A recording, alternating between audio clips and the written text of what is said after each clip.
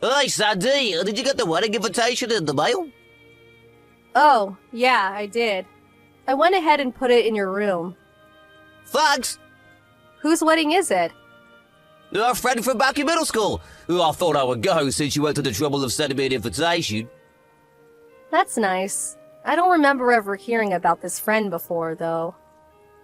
Yeah, I haven't seen her in a while, but we found each other on social media. The wedding is next month, actually. We ended up getting invited pretty late in the game. Yeah, that's pretty short notice. Oh, by the way, a lot of my old friends are going to be there, so we're going to go on a little trip together afterward. I'll be back in about 3 days. Wow, sounds like you have a lot of plans made already. Kind of wish you would have let me in on this sooner. Oh, yeah, I should have told you sooner. Sorry you had to find out like this. I was just so excited about seeing the old gang again. We got to talking, and before we knew it, we were planning the trip. I hope you don't mind. I'm not mad or anything. I can understand why you'd be excited to see your old friends again. But thanks for being a good sport, Sandy. But I'm really looking forward to next month. Well, I'm gonna go do some shopping now. Okay, be careful. Jonah, are you at the venue already?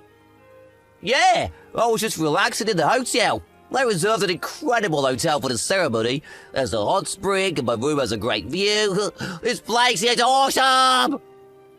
Sounds nice. You're at the Barrendale Hotel, right? The one that my cousin had her wedding at, with the wedding venue built into the hotel? Well, how did you know? It was on the invitation. Oh, that's right. That was 3 years ago, right? I think, right? Yep. Oh, hey, my friends are calling. I've got to go. Okay, have fun. Talk to you later. Hey Jonah, how's the wedding? Has the venue changed in the last 3 years at all? Huh? I don't notice anything particularly different. That was a pretty new facility, so when I think about it, I suppose it makes sense that not much would change in 3 years. Yeah, I guess you're right. But I'm looking at something pretty shocking right now. What? So this wedding for your old friend, you're the groom, aren't you? You looked so happy in the chapel just now when you exchanged your vows. I haven't seen you look that happy in a while. The invitation you showed me was a decoy to keep me from being suspicious, wasn't it? What? Of course not! Hey, what's up with you? Is something wrong? Well, I'm just at the wedding as a guest, remember? Hey, the reception is going to start soon. Gotta run! Wow, you're really dedicated to the bit. How long do you plan on keeping it up? Bit? What bit? You know, your whole story about your old friend. Huh? Maybe you should just ask your bride about it yourself. I told Rachel everything. You what? Sandy, why didn't you tell me? I had no idea you and Rachel were related. I was all supposed to know that. Do you have any idea the position you put me in just now? Well, I mean we're related, but not very close. Like third or fourth cousins. I only ever spoken to her once. It was at her great-grandpa's funeral. I barely knew anyone there, so I just hung out with the other relatives my age. Like, we're not even close enough for her to invite me to her wedding. But how did you know? My great-aunt was invited to the wedding. She saw you go into Rachel's room at the hotel yesterday. She sent me your picture and asked, "Hey, isn't this your husband?" When I saw that, I jumped right in the car and drove to the venue. I sat in the very back row during the wedding. I wanted to see it with my very own eyes. Oh, boy. She probably didn't recognize you by name because you were using your old last name on the invitation. After all, you ended up taking my last name after a wedding, because your parents had cut you out of their lives after a big fight a few years prior.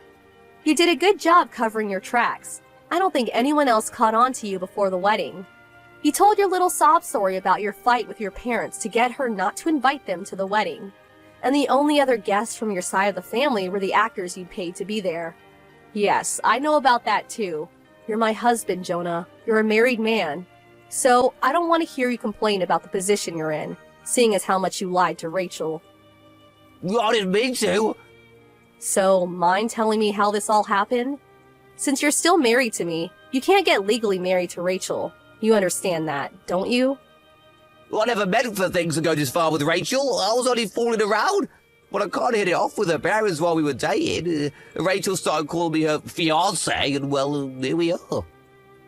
You proposed? No, I didn't know this until later. But Rachel's family has this thing about dating where you can only date someone you're intending to marry. And all of a sudden, they started planning the wedding, booking a venue, buying a dress. So I just got caught up in it all, and well, that all led up to yesterday's wedding. Well, that's quite a story. But it sounds like everything is all your fault. Hey, come on. Don't come on me. Give me a break. The wedding was called off and I'm obviously going to break up with Rachel now, so problem solved, right? Nothing is solved. What do you mean? You actually think there's no more problems here. Well, yeah. Rachel and I are breaking up. You plan an entire wedding with another woman, and you think this can be made okay by just breaking up with her? Well, I did spend a lot of money on the wedding, sorry about that too, but hey, that just means we need to work hard together to pay it off. I'm sorry. Do you think our marriage is going to continue as usual after this? Well, yeah, we are still married, aren't we? I'm divorcing you, you idiot. Why? What kind of psychopath would keep on living with the man who betrayed her? Sandy, let's talk about this, okay? You're at your folks' house, right? I'm over there tomorrow. Don't you dare. Stay away from me, you lying, cheating moron. Sandy, I'm not a moron. Sandy, please don't divorce me. And please don't sue me either. I don't have any money. Yeah, I bet Rachel's suing you too. Plus, you have to pay the actors from the wedding. Exactly, I'm completely broke. Thanks for understanding, Sandy. You're a great wife. Hate to break it to you, but yes, I'm still divorcing you. And yes, I'm still suing you. I want a lump sum payment, by the way. What? Don't do this, Sandy. I only have to pay Rachel 100k for marriage fraud. If you have any feelings left for me at all, please at least don't sue me. Think of all the good times, okay?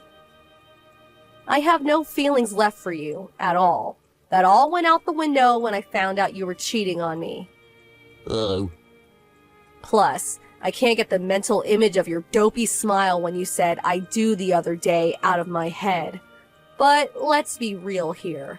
Do you honestly not understand the gravity of what you've done? I don't have a dopey smile. Yes, Jonah. Yes, you do. Very dopey. This is getting exhausting. Can you manage to muster up a few brain cells and think for yourself? I don't want to have to explain this all for you. Sandy? Would you like me to tell you more about how dopey you looked at the wedding? You said enough already.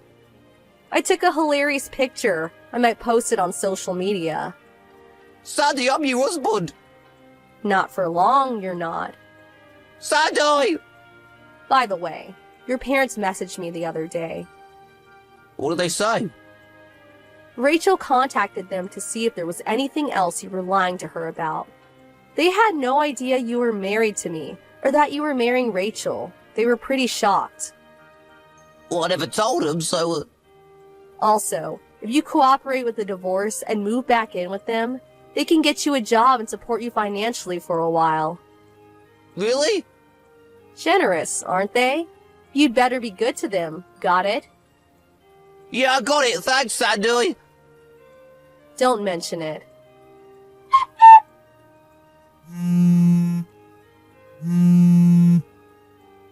Sandy, I'm being kidnapped. I just got thrown into a black battle van.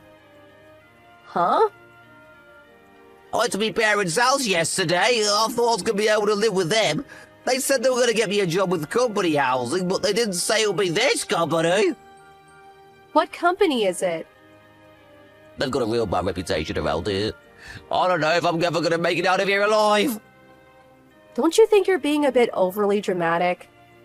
No! They said it was a company that has a very thorough training program for new employees that are, well, like you. I think it sounds perfect for you. Consider it an opportunity to turn your life around. How can you be so optimistic about this? Anyway, why are you contacting me?